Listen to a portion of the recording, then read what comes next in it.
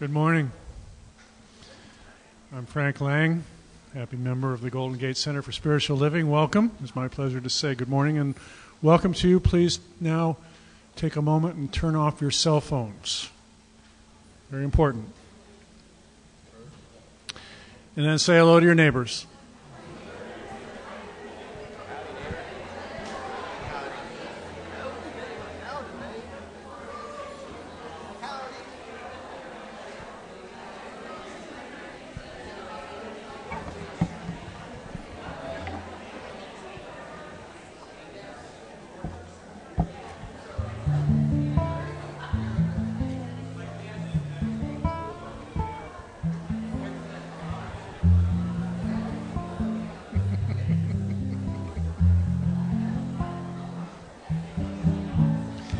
Okay. Oh, good morning, Scott. Good morning. I'm Scott. I am your song leader for the day. The song leader of the day. The words of the morning chant will appear on the wall. All right, so we'll start out like it's a very soft, sweet little song and then pick up the tempo and get rocking, but the words never change. You see them there? Good. Stay. Let me feel what is real.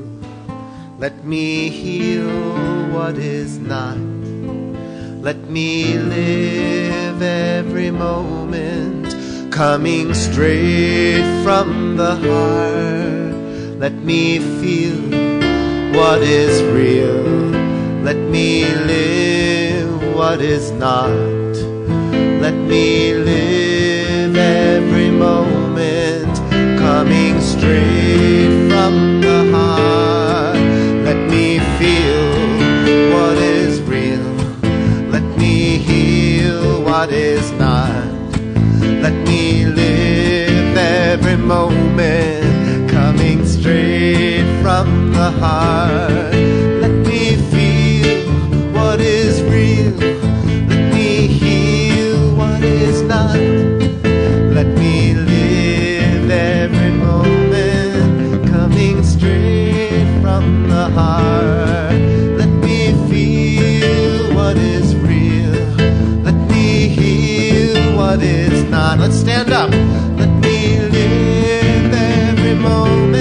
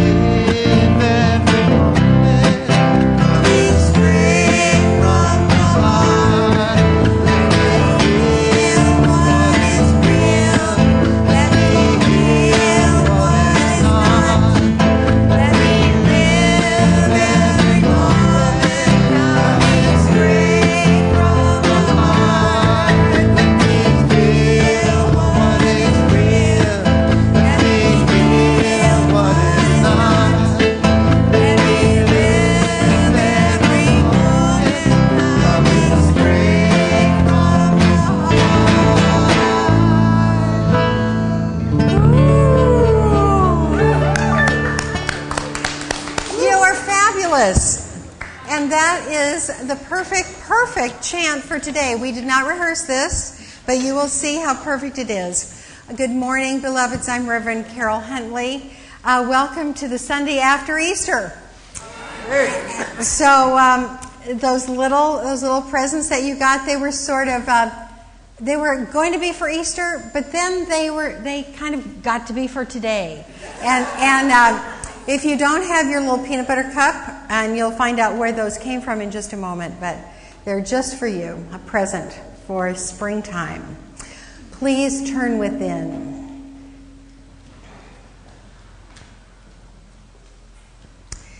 The last words that were spoken are straight from the heart. So I encourage each of you to take a breath and follow the breath down to where it stops, which is right around the heart. And sit in the chamber of the heart.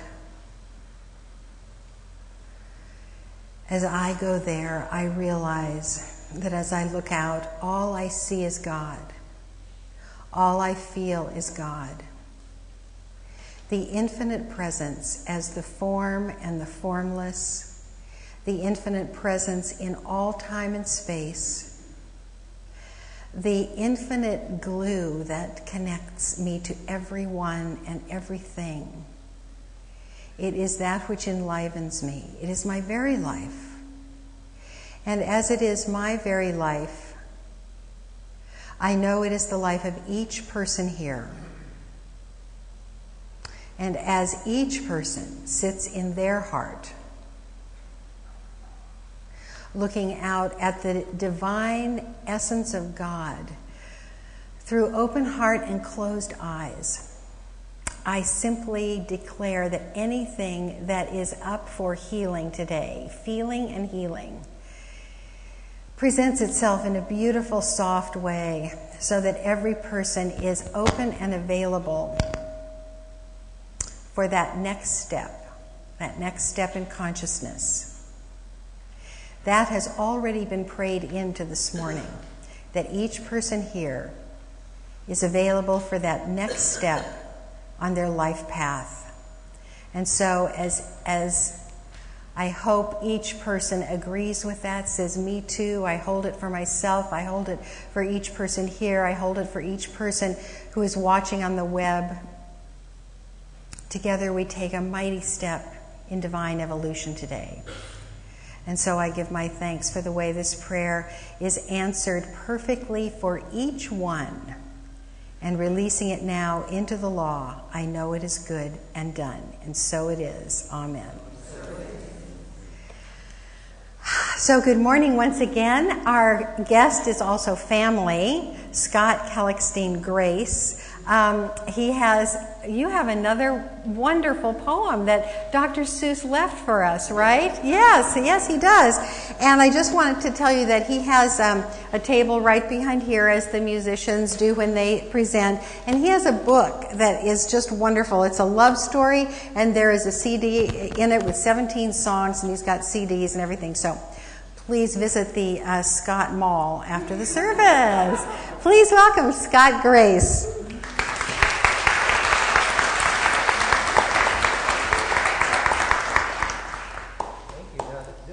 Poem's going on YouTube. So your love, your support, your energy, and your laughter are going to be worldwide universal today. This is called The End Times Are Here. Oh dear. The End of Fear. Get this thing close. All right. Are we close enough to the microphone? Yes. All right. All is well.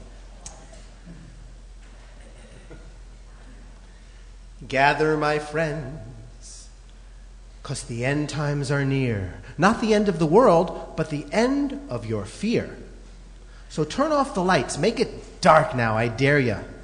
Stick around for a while and I'm gonna unscare ya. Now, when you were young and most things were quite swell, Fear knocked on your door with a product to sell.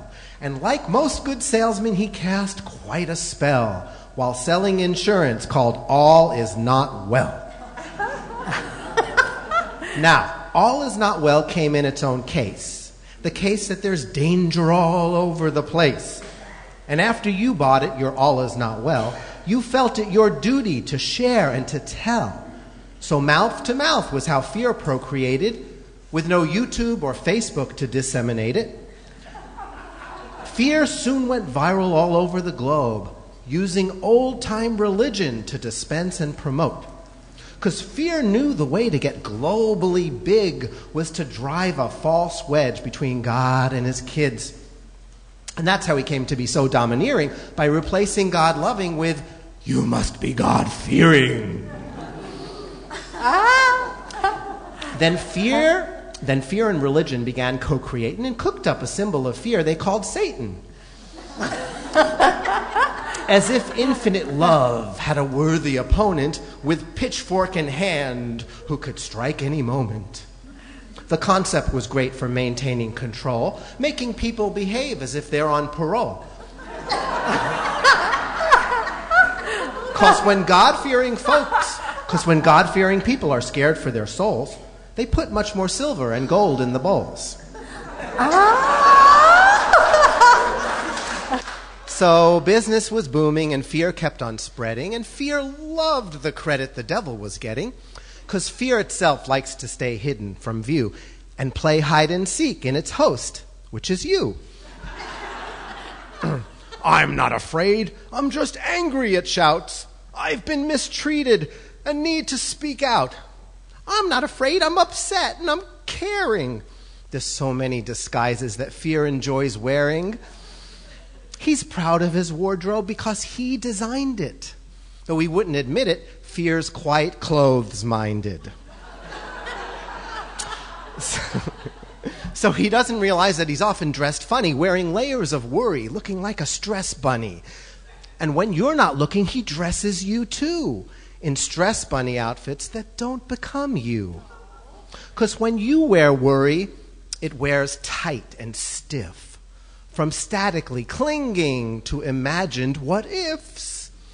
Worst-case scenarios fill your projector. Then fear says, "Don't worry, I'll be your protector." He shows you his life insurance policy and says, "Here's what you get when you sign up with me. You get top-notch around-the-clock security, an armored alarm system on your body, and if you're harassed, I'm your personal bouncer. And for making decisions, I'll be your guidance counselor. No more will I let you take risks that could hurt you. Just stick with me, kid. I will never desert you. Now, all of your loved ones have already signed. Don't be a black sheep. Join the flock. You'll be fine." So you signed up and breathed a big sigh of relief because you thought you'd feel safer with fear as your chief. But the contract had fine print too fine to be seen, and you didn't read the clause that denied you your dreams. From then on, heart's desires that came to be birthed were blocked by your fears before they could reach earth. It seemed your new policy's whole life protection was more birth controlling than most contraception. How could you conceive of a life more abundant with fear in your ear like a cable news pundit who's yelling, "I'm telling the truth, fair and balanced," while drowning out most of your love, gifts, and talents? Now, fear says, "Get real." That's his bottom line thing. And fear learned what's real from his friend, Stephen King, whose collection of books make outstanding addictions as long as you realize you are reading fiction, which is what you can do with your own fear collection. Just transfer them all to your mind's fiction section. Because no matter how gripping a tale fear can tell, its original premise that all is not well is a bit topsy-turvy in this universe and deserves to be laughed off the face of the earth. And while you are laughing, you let in the light, which makes fear pack his bags and get on the next flight. because he needs to feel needed. And when you choose joy, well, then fear has no choice but to be unemployed. Fear used to feel needed when lions were chasing you, gathering speed with intentions of tasting you. But nowadays, most of the lions we find are fictional cats roaming around in our minds. And when you stop feeding the cats in your head, they just go away because they're not getting fed. And with a clear head, you are free now to choose a station that's broadcasting much better news. So you get off the couch and turn off the TV and tune into WLOVE. It's got no commercials, nothing to sell, just a steady reminder that all is quite well. And all is quite well is insurance enough. You're already covered by a plan you can trust. You've got Universal, the original plan. And there's never a moment that you're not in good hands. You're no longer buying fear's insurance scam, because you know every moment you are in good hands.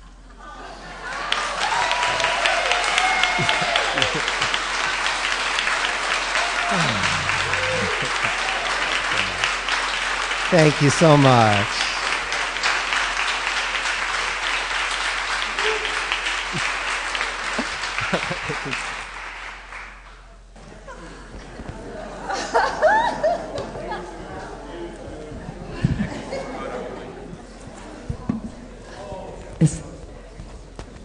Oh, thank you, Scott. That was delightful. Oh, good morning. My name is Marilyn Letzos, and I get to be your practitioner of the day. And so I would like, first of all, to bless the children, seen and unseen. The child within each one of us celebrates that joy that just can't be stopped. And for our gratitude this morning, I would like to just express such appreciation for the Prosperity Plus class who wrote those affirmations that each one of you received with your peanut butter cup this morning. And if you didn't receive it, you can get one later. Please stand up, would you, if you are in the Prosperity Plus class. Yay. Oh, thank you.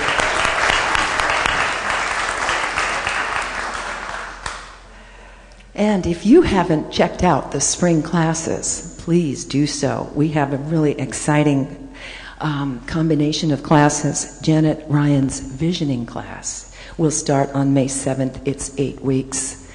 There is a Roots, our Reverend Karyl is teaching a class. It's called Roots, and it's about all of the people who influenced and laid the foundations for our philosophy. Fascinating class. That lasts for 10 weeks.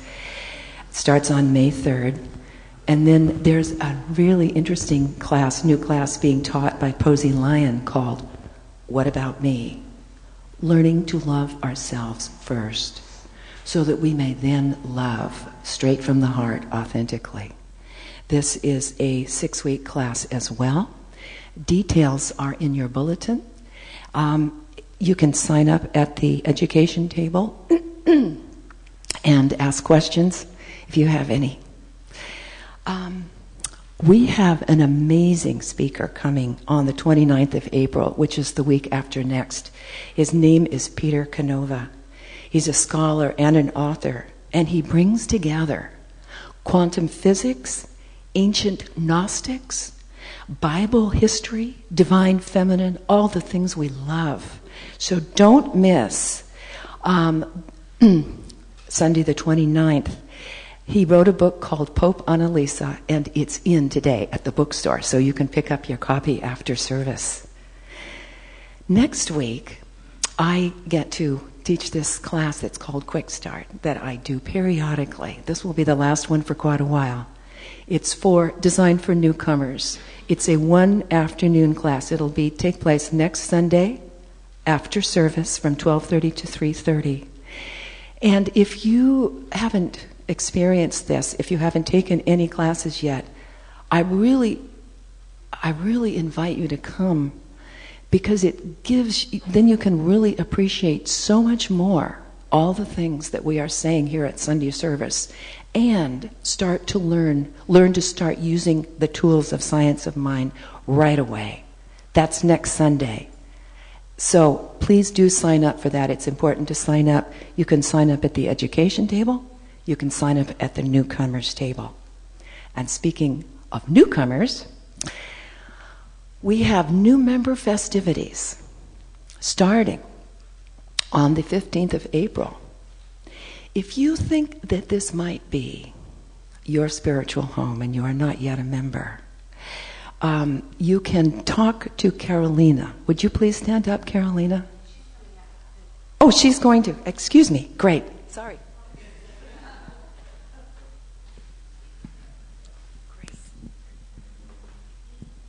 Good morning, everyone. My name is Carolina Kowalstad, and I am Membership Core Lead here at Golden Gate Center for Spiritual Living.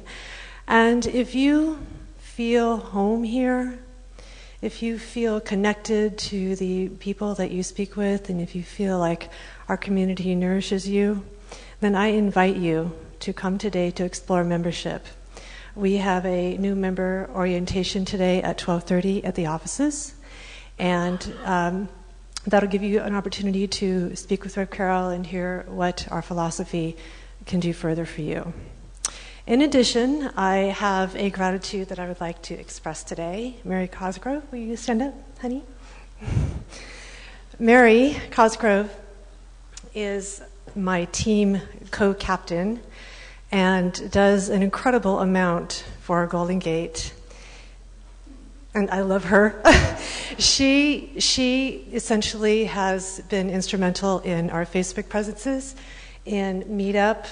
She helps with the website. She helps co-create with me. She helps me brainstorm. She's incredibly supportive and loving and fun. And I just wanted everyone to acknowledge her with me. So thank you, Mary, for all your great service. I love you. That's for you.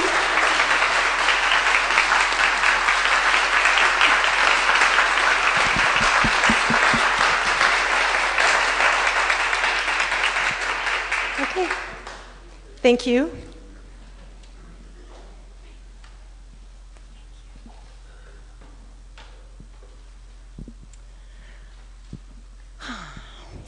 So, last but not least, on the 27th through the 29th, the weekend of the 27th through the 29th, is the New Living Expo in San Francisco. Very exciting, very dynamic event, and we have a booth there. And you can come and help to man that booth. There's still some places, some slots, and you may sign up for, what is it, a couple of hours? 3-hour slots. So you can sign up for that. At the events table, thank you. And those of you who already have signed up, would you please leave your contact information, your email, and your telephone number? Thank you so much. So, don't forget to read your bulletin for the details. And now I know what you're waiting for. You're waiting for our priestess of possibility, the one and only, Karyl Huntley.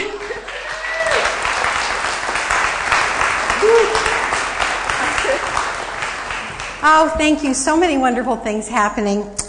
Before I begin with my talk, I would like to warmly welcome people who are here for the very first time. Some of those people have roses, and sometimes people come for the first time and they feel shy about picking up a rose. So what I would invite you to do is that if you see someone you don't know, just pretend like they are your long-lost friend, which is the truth, that you are seeing once again after all of these lifetimes and eons, and oh my gosh, here you are in my life again, welcome.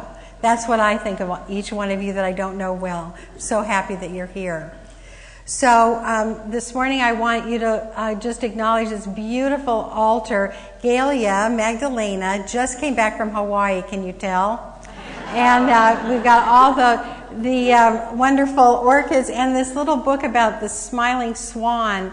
is about living open-heartedly, and that's what I'm going to talk about today. And there are a lot of little Hawaiian little vocabulary words in Hawaiian, so if you're a Hawaii file, just spend some time at the altar. So, and then you can just take your gaze and go a little bit farther to the right, and that is our tree, which is the symbol of all the work that we're doing this year. It's tools for transformation. We have a tree just like that in smaller paper form for you to take home, and that's on the membership table. What we're doing is we have a word every Sunday that is its own tool for transformation if you take it into your life and use it. Because I'm going to say this, I think for 52 weeks, we can think about change, we can think about transformation, and we're just kind of having a little party with our mind. That's it. But if you take that thought and say, what action, how can I step into this tool for transformation? That's when the magic happens, when you really take action. And so that's why we encourage you to really speak and then act. Follow the thought with the word and then with the action, and we make a new world that way.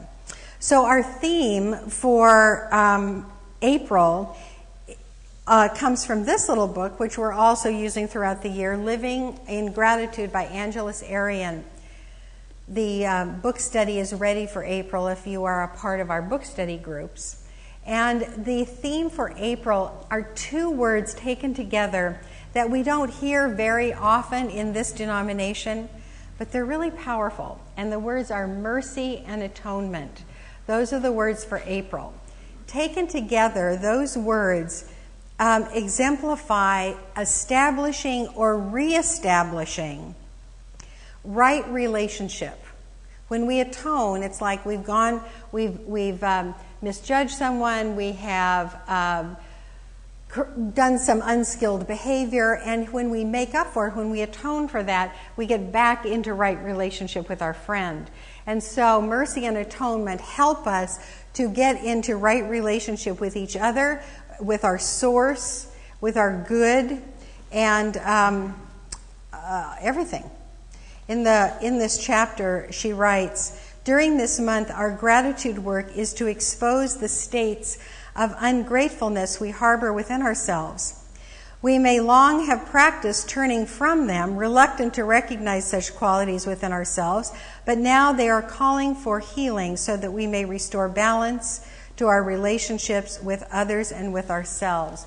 So restoring balance is really what right relationship is. When we restore balance with people, with ourselves, with our source, we restore balance with our supply, we restore balance in our body, we restore balance with work and play. And the interesting thing about balance is that, and that right relationship, is that that's the way we were created.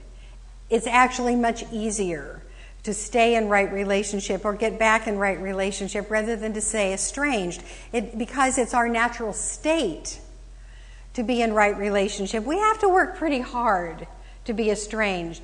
And we work pretty hard exactly in the way that beautiful, amazing, funny poem suggests. That's what we do. We entertain fear.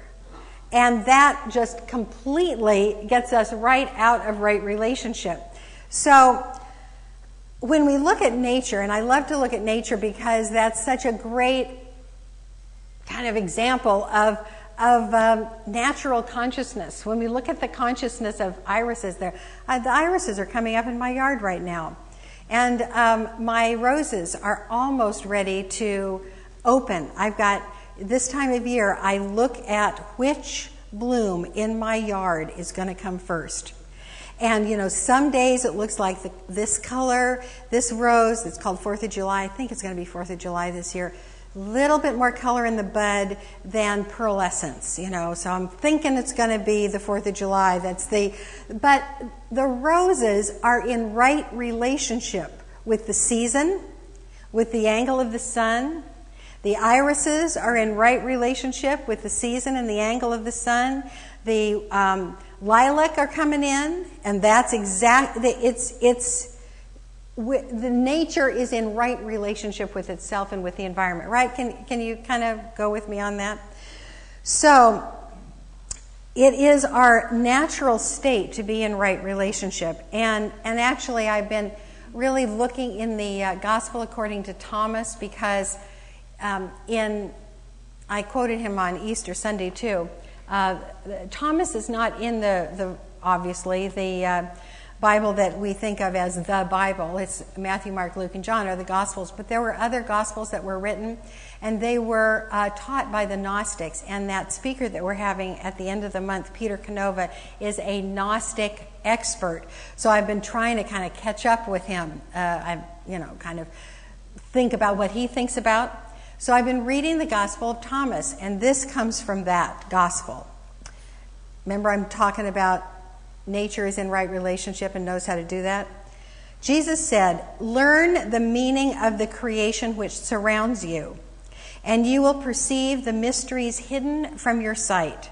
For eternal truth is recorded on all that exists.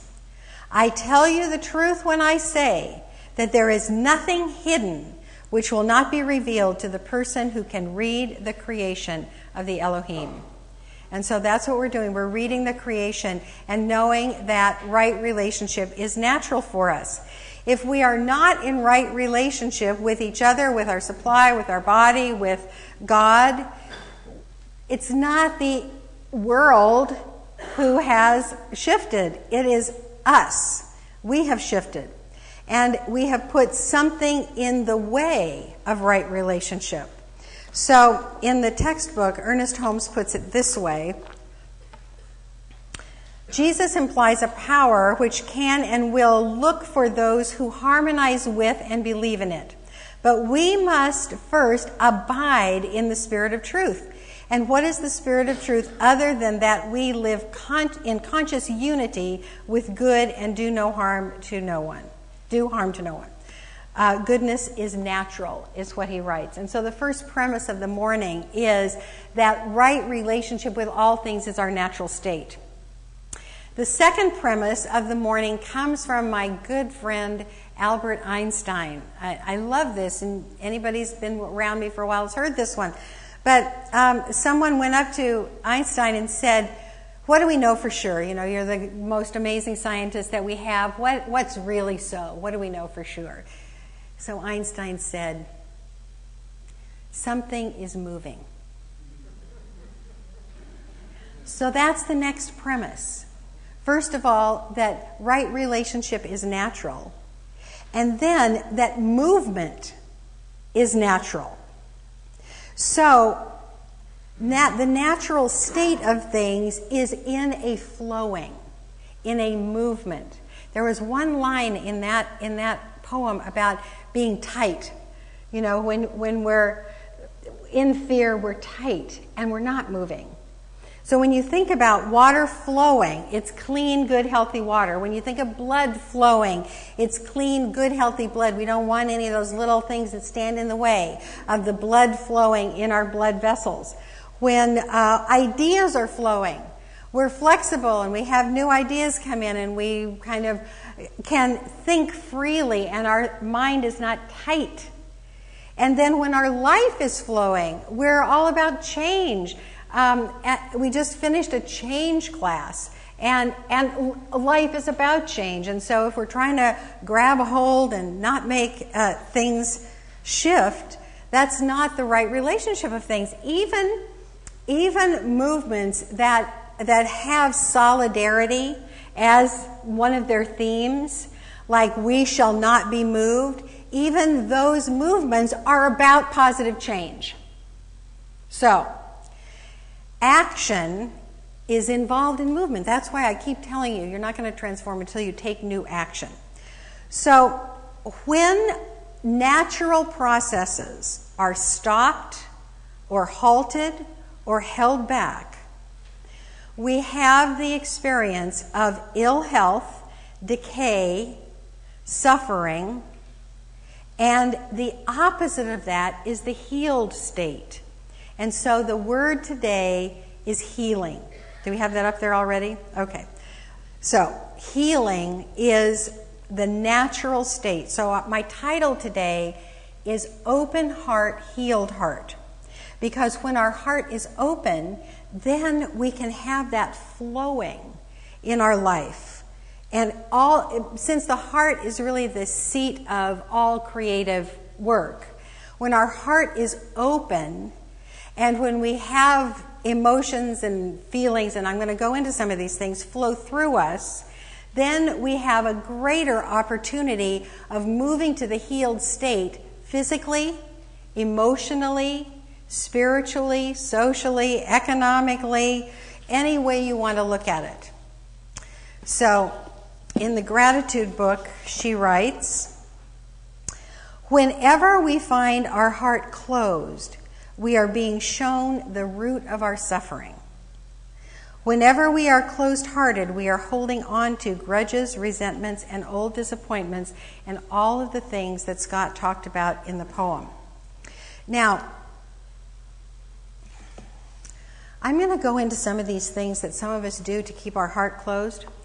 And I actually want you to get a little uncomfortable.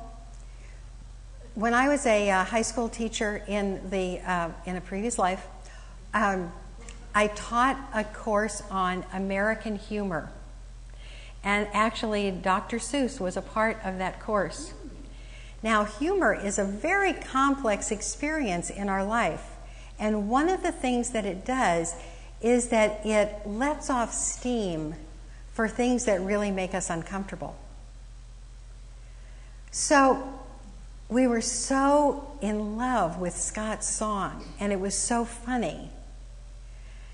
Yeah, we were laughing at ourselves, but I want the discomfort, because it's in the discomfort, that in the suffering, that we say, I'm suffering here, and I am willing to change. I'm willing to take action to do something different. So I'm not going to leave you in discomfort, but I want you to follow me in, okay? Because if I could just have the title, Closed Heart, yeah. So the closed heart, I want you to consider these impoverishing states just long enough to see if they're inside you. And each one of these things that I talk about very briefly could be a whole talk. It could be a whole 10-week class. And so this is like really from a 10,000-foot level saying, do you have any of these circumstances or symptoms in your heart? If you do, it's really good for you to work on it. Work on it with a practitioner, with a friend, in your own prayer work. Okay, you ready to go? You ready to get uncomfortable for 5 minutes? Okay? Good. Resentment. Resentment is creatively assuring that what you resist persists. It's like, oh, I wish they hadn't done that. Oh, my God, they're doing it again. Oh, a lot of resentment is now when anybody listens to the news and something from the opposite political party is on, somebody is stating their views. And, I do too. It's like, oh, I won't go into that. Because it's uncomfortable. But, oh, it's getting hot in here. I hate it when it's turned back on me. Okay, moving on. Unforgiveness. This is so damaging. Unforgiveness is, one of my favorite definitions of it is, it's like drinking poison and hoping the other person dies. Because the state of unforgiveness is like poison. Next is anger. Anger leads to long-term illness. That's what puts a little clogs in your blood vessels so that the good blood doesn't flow through, and arthritis and many things. Hatred. Now, that's such a strong word. If there's any of it in you, it's really like setting your insides on fire. Are you uncomfortable yet? Okay, good. Truth withheld. Now, we do a number on this, on ourselves, because we say, I'm withholding the truth because it would really hurt the other person. But that's really kind of not fair, because withholding the truth keeps you separate from the other. It keeps you separate from God. Anything that separates you from your essence separates you from all of your good. So if you are withholding truth because you can't tell someone the truth, that's when perhaps getting help, like sometimes our leaders are told with you guys, if you have something that you're mad at about me, they will come with you to talk to me about it. That happens sometimes. I think people leave church forever sometimes when they're mad at the minister. And I don't want that to happen, because anger and hatred and truth withheld, all of that, is a cry for healing. Moving on, pride, self-importance. Now, this is not to be confused with celebrating the God within. Celebrating the God within is actually a rather humble experience.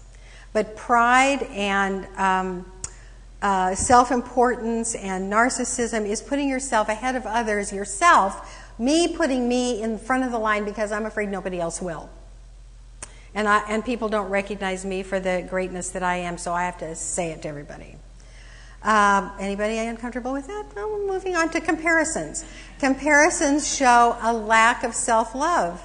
And, I love, people are actually moving because it's hard to get this, stay with this tightness. If you're paying attention, there's a little tightness in there if any of these things strike you. If none of these things, if it's like, oh yeah, I used to do that. Oh yeah. Oh, maybe. In the dark past, I did that. No, that's not me now. If that is anyone's experience, that you are not harboring and dating any of these kinds of ways to be, then you just know for each other, the person on your left and right and in front and behind you, that you include them in your very, very, very clear consciousness. And keep breathing. Okay. Hurry. This came up for me. Hurry is the companion of too busy. And when we're too busy, often we are not looking at something that really needs our attention. We've just got so much on our calendar, we have to do so much, and we don't look at what else is crying out for attention to be healed. And last is mistrust.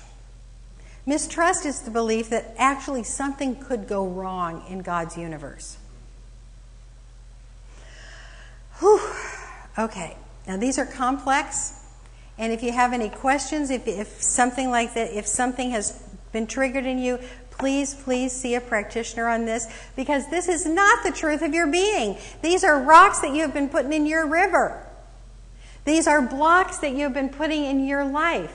This is something that you are trying to hang on to, actually, because of fear. It's because of fear. If you don't keep this thing going the way it is, you don't know how it's going to fall out, and it could be really, really scary. And doesn't it feel tight and blocked? So, now's the time. I'm going to talk a little bit more, and then we're going to sing a song. We're going to sing a song. Don't put it up yet. We're going to sing a song that you know, because we do sing it a lot, and we sing it at Woman's Spirit a lot.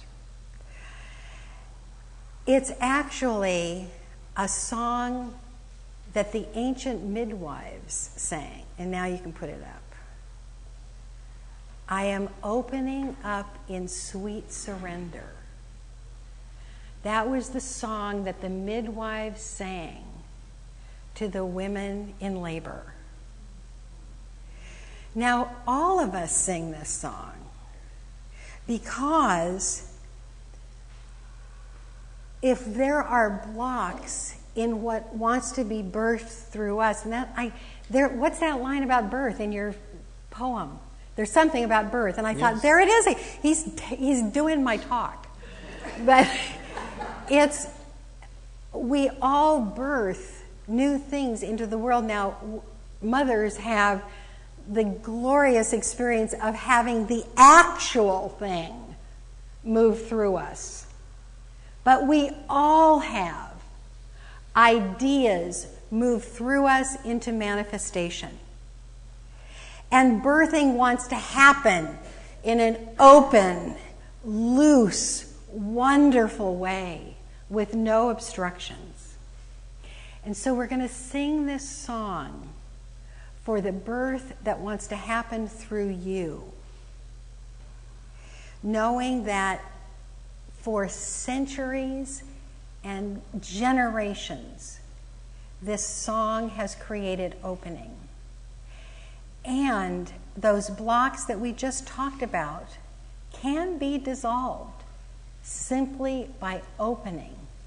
If you don't pick them up again, they can disappear right now. Okay, let's do it. I am opening up in sweet surrender to the luminous love light of the one. I am opening up in sweet surrender to the luminous love light of the one. I am opening.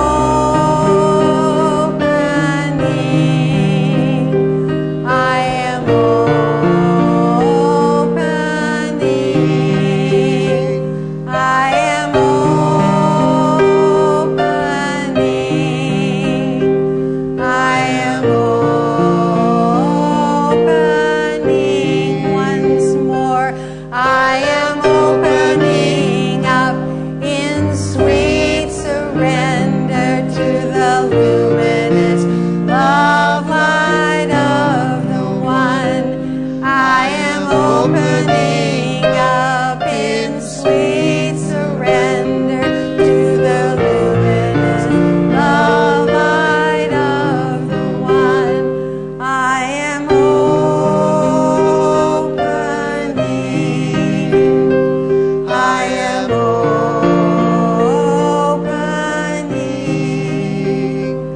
I am opening.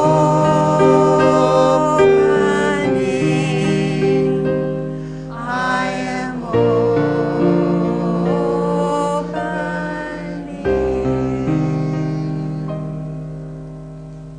Deep breath. And going to the healed heart. We don't ever have to hang on to those impoverishing ideas. Forgiveness, letting go of the past, compassion, feeling each other, refusing to close down to any condition, trust, knowing that God provides for the lilies and the birds. God provides for us. Affection. Affection is so simple. Affection is gazing on anything and being able to say, I like what I see. I like what I see. Surrender. The acceptance of what is. Standing in that place and creating something new. Humility. Goes with awe and wonder. That amazing sense of how fascinating. Softness. Not to be confused with weakness. Softness is availability. Softness is a welcoming. Flexibility. Able to move and change. We all have this. It's our natural state. And finally, courage. Courage from the French, meaning a strong heart. For sometimes in the world that is laced with fear, a strong heart is just what we need to stay open. And so today, this lesson requires that you do something. You do something to be here in the open-hearted place. I want you to really think about what you're going to do to encourage your heart to stay open. And as most of you are in that beautiful, sweet state already, I encourage everyone to move into prayer, where we cast the vision of a world in which an open heart is the norm. And so I see a world where affection is never, ever held back. I see a world where affection is offered first, never judgment. Affection. I like what I see. Something in what I see I can like. I see a world where trust prevails and openness is natural. I see a world where there is easy flowing through positions and points of view, and we consider all of them. We have a preference for our own that we believe in, but we know that other people believe in others, and it's fine. And that truth is told easily in this world. And where there is hurt, it's healed with compassion. I see a world where we are all safe with one another. And the natural process of healing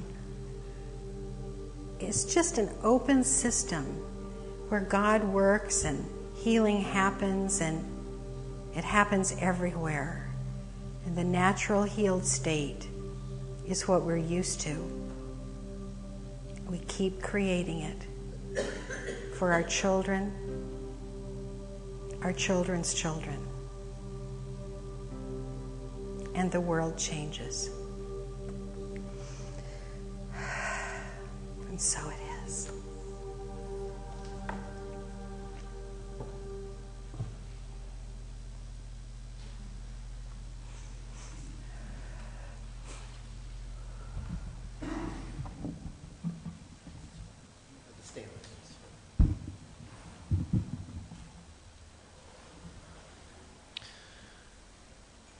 Oh, I'm sorry that we're having this moment.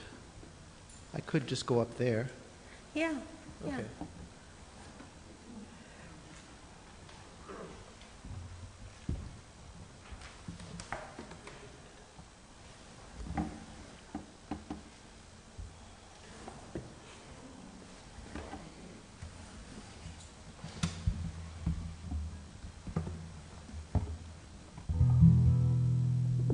Sometimes you can't have the spontaneous and the polished in one sentence.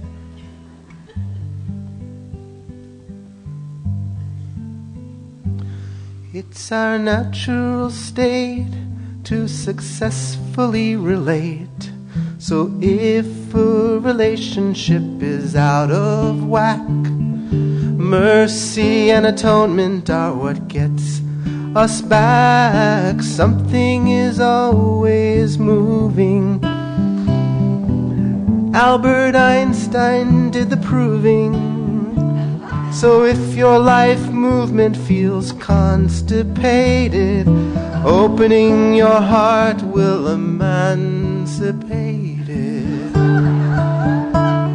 Releasing what is tight makes everything quite alright. When a closed heart opens to its healing, taking action is what makes it more than a feeling. I see a world where affection is given, where differences are honored and all hurt is forgiven, We're open systems and we're in our natural state. It's our season, it's our time to relate naturally, like the lilies of the field. That's you and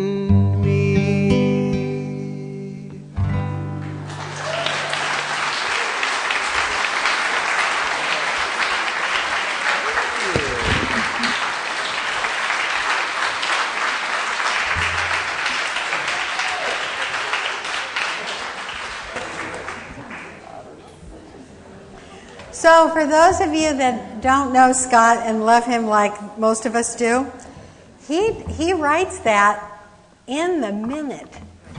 In the minute. He did not know what I was going to say. And see how, that's another thing about being open. Well, I'm going to stop this talk just after I make this point. That when we're open, divine inspiration comes really, really easily. Really easily. So there's a lot to recommend. Opening up in sweet surrender. And now it's time for you to open up your pocketbooks in sweet surrender and give forth of the life force that you experience as money. And for those of you, let's turn around and wave at people who are watching us on the web. Hi, good morning. We love you and welcome. And if you would like to contribute, right here, right, have the camera come back, right here is where you send it, www.ggcsl.org. So as we take our gift in our hands, and we just know that all of it is given from God. All peace and power and joy and trust and openness and surrender and the experience of plenty and the experience of love and affection and all of its related great feelings, and the experience of sufficiency, enough, being supplied and divinely guided, all of it comes from God, and all of it is available to us as we remain open. And that means more money comes to us too. As we give, we receive. And so may it be that we all just give from that wide open place, and if there's any clutching at all, thinking that there's not enough, tell your sweet baby heart, there is plenty. Let's say that together. There is plenty. Yes. So blessing the gift, the giving, and the giver. And now the ushers are ready to take the gift, and we're going to sing our wonderful healing song that my family and Karen Drucker wrote when I was in the hospital. These were affirmations on the nurse's whiteboard, and Karen put them into a song. Okay. Joy fills every cell in my body. Every cell is alive with love. I relax into the healing process. I allow Spirit to do what it does. Joy fills every cell in my body. Every cell is alive with love. I relax into the healing process. I allow Spirit to do what it does. Joy fills every cell in my body. Every cell is alive with love. I relax into the healing process. I allow Spirit to do what it does. Yay! Isn't that a happy song? Rip. Baskets here. So together, we bless this offering. We bless everything about this morning, because the gifts of the offering and the gifts of the morning will keep on giving through our lives and through this community and in all of our lives, and then out into all of our relations. Blessed be.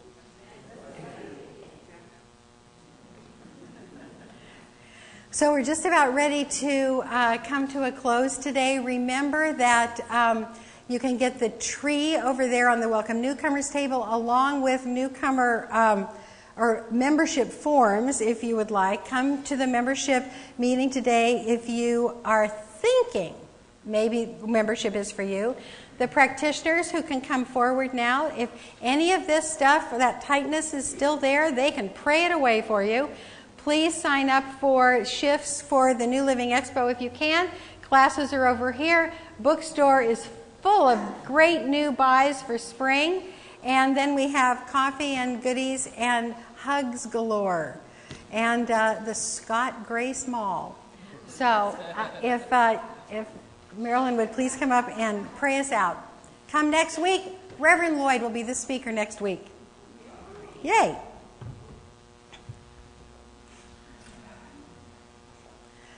So practitioners, would you please surround the room with your consciousness?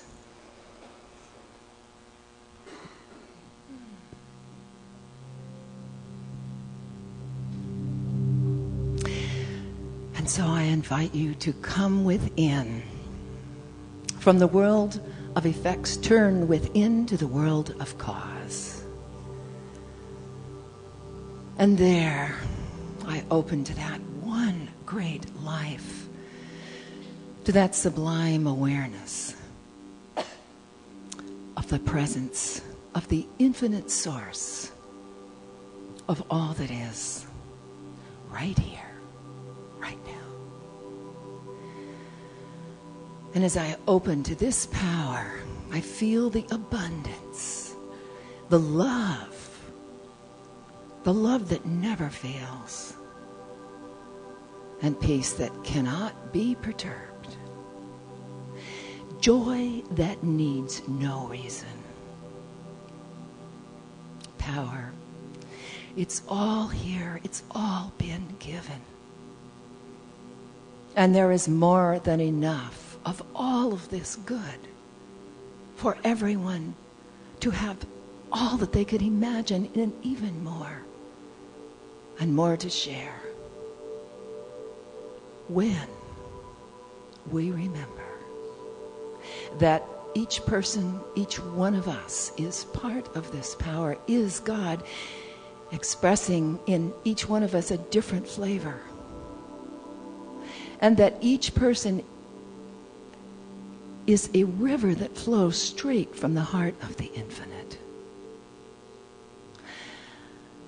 And so this power responds to us, and I speak my word into this power for a new opening to be created in every life, to know and celebrate that love is stronger than fear, that love and joy can push out any block that we have erroneously accepted up until now, that freedom and healing are natural, and we cannot block this flow when we are in love. And so I give thanks that this shift has been made today, to open to all of that good, and to know that fear is nothing. It is bloated nothingness that we have accepted up until now, thinking that we need to be protected from anything. We live in God's universe. And so I give thanks for the shift that has been made, and the shift that goes into action starting now and ending never. And the whole world becomes a better place to be. I give thanks for this and release this word now into the law, where it is already taking place. So be it, and so it is. Amen.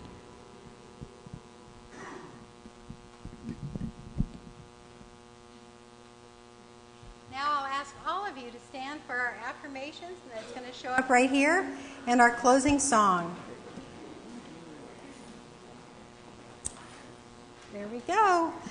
My open heart is a safe place for all people to be blessed, all circumstances to be accepted, all change to be empowering. My actions follow the compassionate outlook through which I view all of life. I am a powerful force for good in the world. Yes!